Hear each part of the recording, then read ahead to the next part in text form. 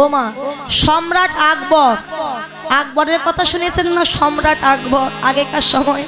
এখন এই সম্রাট আকবর একবার গিয়েছিল হরিণী শিকার করতে।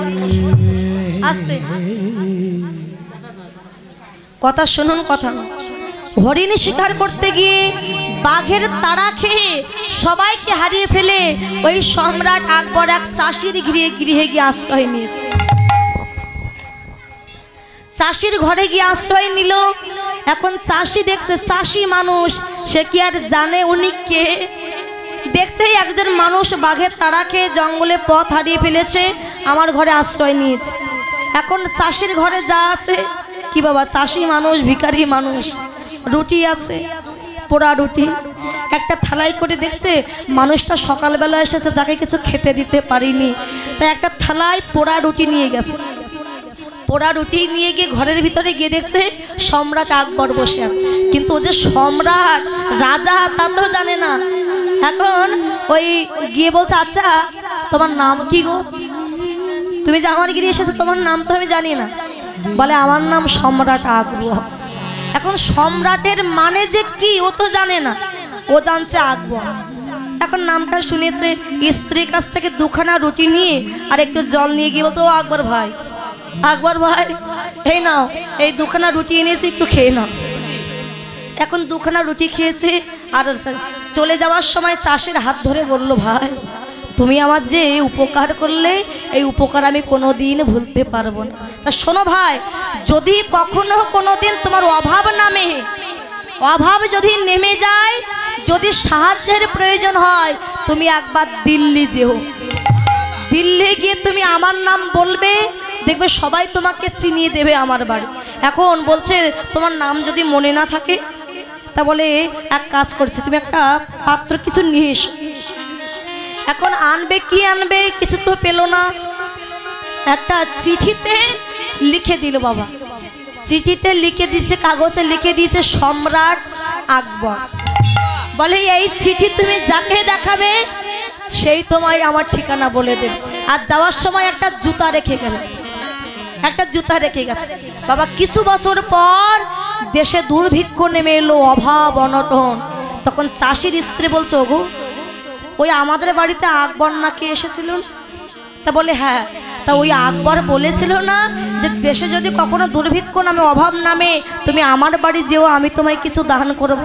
তা তুমি যাও না একটু সেই আকবরের বাড়ি।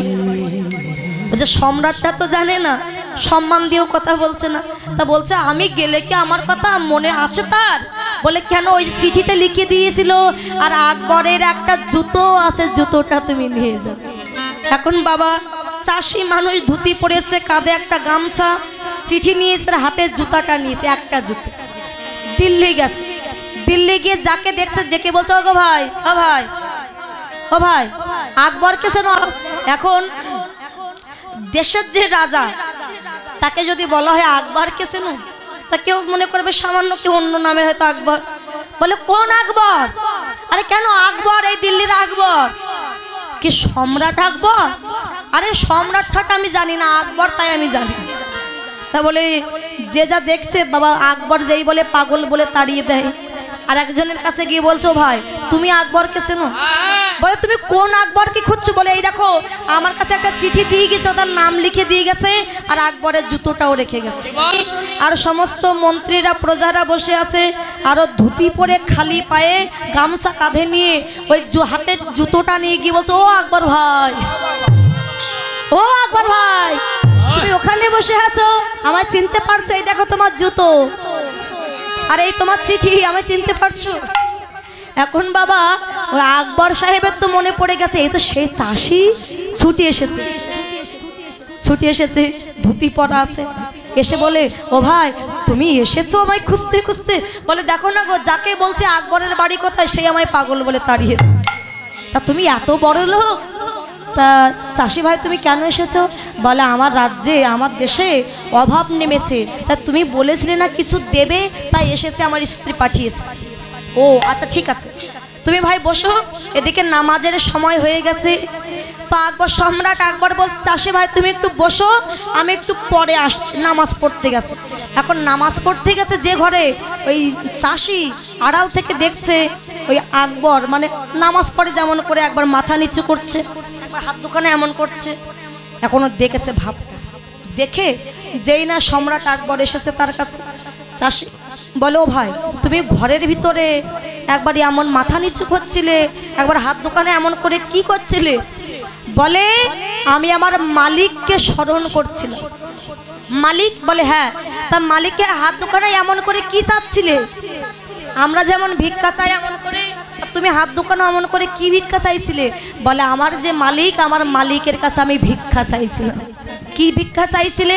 আমি চাইছিলাম হে মালিক, তুমি জগতের মালিক, তুমি আমাকে মালিক করেছো বলে আমি মালিক হয়ে আছি, তুমি কৃপা করে আমায় কিছু দান করো, আমার প্রজাদের যেন আমি মঙ্গল করতে পারি।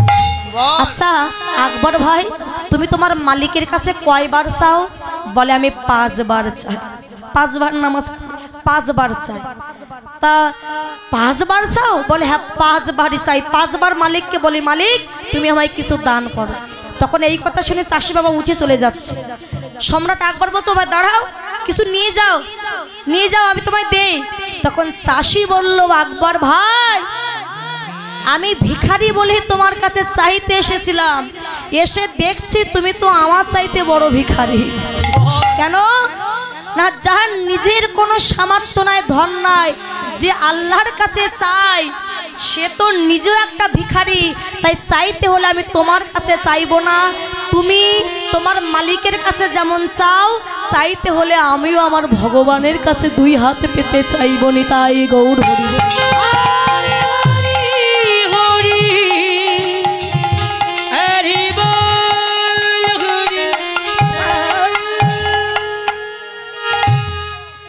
ঘরে ফিরে এসে স্ত্রী বলল কি ব্যাপার, তুমি চলে এলে, কিছু দেইনি তোমায়? বলে শোনো আমি যার কাছে গিয়েছিলাম সে তো নিজেও ভিখারি, তাই শোনো অন্য কারোর কাছে চাইতে বলো না, আজ থেকে আমরা 2 জন আমাদের মালিক আমার গোবিন্দের কাছে চাইবো, আমার গোবিন্দ দেখবে আমাদের কৃপা করবে। চাইতে থাকো, একদিন না একদিন ঠিক কৃপা করবে। ওরে কামিনী কাম কলিত তুচ্ছ মানস, তাই গৌর হরি হরি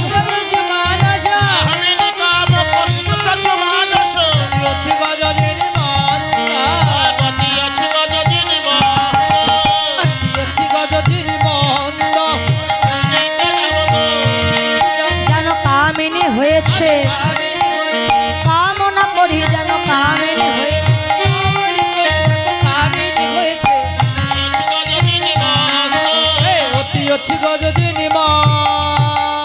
কামিনী হয়েছে কামনা করি।